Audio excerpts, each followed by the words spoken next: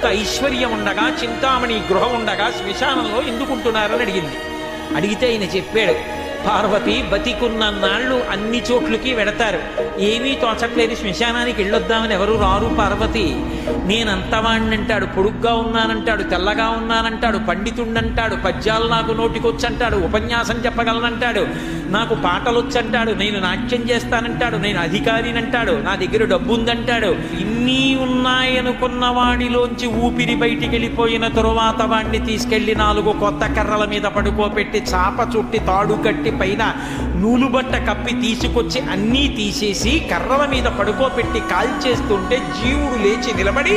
పుర్రె పగిలిపోయిన తరువాత కన్న కొడుకు కూడా స్నానం చేసి వెళ్ళిపోతుంటే చీకటి పడిపోయాక, అయ్య బాబోయ్ చుట్టూ ఉగ్రభూతాలు, నా వాళ్ళన్న వాళ్ళు లేరు, వీళ్ళని నమ్ముకున్నాను, ఒక్కడు లేడని ఏడుస్తుంటే నేనున్నాను రా అని చెప్పడానికి నేను కూడా